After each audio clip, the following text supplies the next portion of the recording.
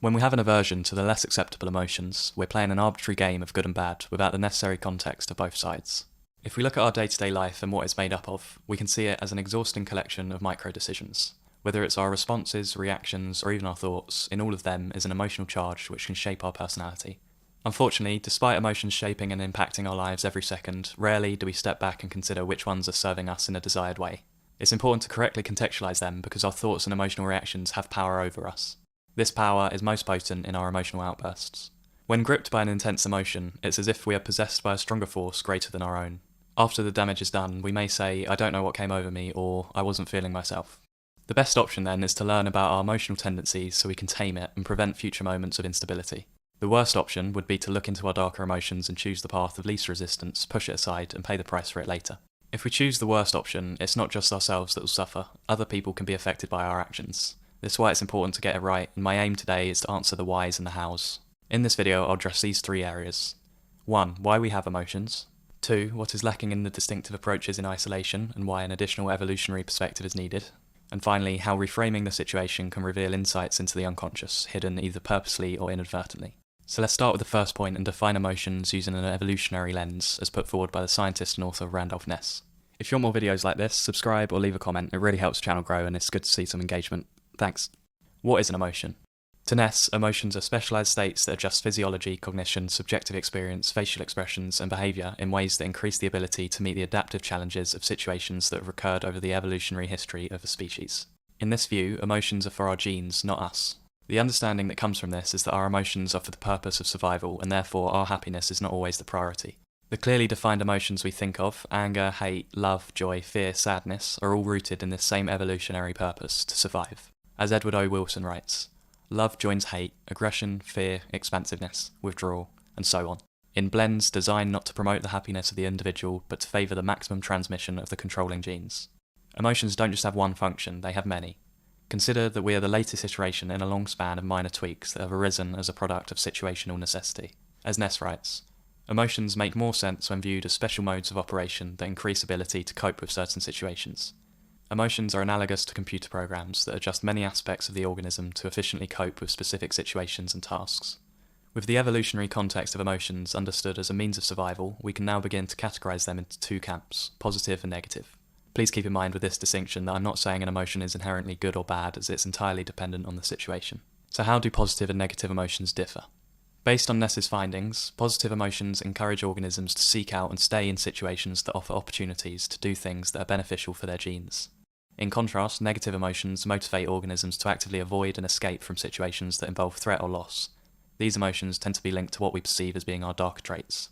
Unfortunately, we tend to lock these more threatening emotions away through fear of being cast out of our groups. This originates from our primitive days, where if you didn't conform to the tribe, you risked losing out on your share of food. When we repress the less palatable emotions and lose the context, we're at risk of simplifying them and viewing positive emotions as being our fight mode and negative emotions as our flight mode. The issue with this is that our positive and negative emotions are not always balanced and will tend to favour what is pleasurable over what is painful. We must integrate the darker traits into our life in a productive way. Let's start with an example to illustrate how to live with jealousy constructively. Say you're jealous of someone getting a promotion at work. The worst thing you can do is ignore it and let the jealousy bubble up on its own. Instead, you can choose to be proactive. This starts with firstly acknowledging that you feel the jealousy. If jealousy is building up inside of you, ask the following prompt. What are the negatives its influence is having on you? Is it influencing your mood in a negative way and causing anger and resentment to build? The utility of this prompt is that by seeing the negative consequences, you are able to keep them at bay and realise the inverse, how your jealousy could be harnessed for positive means. For example, this jealousy can be channeled into motivation. You can ask others for tips on how you can achieve the same goal as the person that you're jealous of. Check your emotions, as they're not always the reality. This example demonstrates how the situation is everything, and just because you feel a negative emotion doesn't mean it's valid. Emotions are not always wise, and we often put too much weight into our feelings, believing them to be an accurate response to the reality of the situation.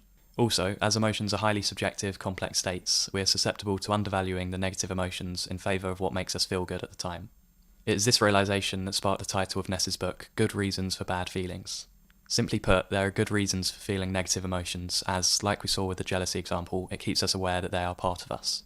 If you don't check your emotions, they'll inflate, breeding unverified confidence. You mustn't think that you're better than others, because as soon as you do, you'll get too comfortable, believing that your interests are more important than another's. There are also bad reasons for bad feelings. We may cling to negative emotions for the familiar comfort that they bring if we become too used to feeling like a helpless victim. In other words, our emotional patterns may just be a coping mechanism for a deeper underlying problem, a desperate attempt to hold on to the emotion that we think will solve our problems. It is better to accept your emotions on your own terms. It's in your best interest to voluntarily face your difficult emotions instead of being caught off guard when they inevitably flare up. In the words of the French poet Jean de La Fontaine, a person often meets his destiny on the road that he took to avoid it. No matter what you choose to bury, i.e. your dark characteristics, they'll always be part of your emotional framework. If you turn a blind eye to your negative emotions, they'll only increase in magnitude and become unknowable to you. What's lacking in the different approaches in isolation? Psychological approach. Unfortunately, in tackling the individual's emotional challenges head-on, many psychiatry miss the wider context and treat the after-effects instead of the root cause. They're asking the wrong questions and by doing so neglect the evolutionary context. As Nesse writes, in psychiatry, symptoms such as anxiety and low mood are often presumed to be the problems themselves. So instead of searching for what might be arousing anxiety or low mood, many clinicians instead assume that they are pathological products of a broken brain or distorted thinking. To be fair, it is reasonable to think that this is right, as it's also the case in general medicine, where coughs and pains are seen as useful responses that indicate a problem, which sparks the search for the cause. However, with our mental state being susceptible to external influence, as soon as we hear a diagnosis for our affliction, we move on, wipe our hands of it, absolving ourselves from the burden of investigation, or so we think. This is touched upon by the author Myss in The Courage to Confront Evil. Myss argues that we're not asking the right questions when examining our emotional reactions, and we skip the origin of our pain in favour of treating the consequences. In her opinion, although our understanding of our own psychology has allowed people to examine their hurt feelings, rarely do we ask, how has being hurt damaged you and made you want to hurt others? Not only do we not ask these questions, we love to blame others for our mistakes and claim we're of saintly origin, and so we ignore the effects of a situation and conclude that the problem lies within the characteristics of other individuals.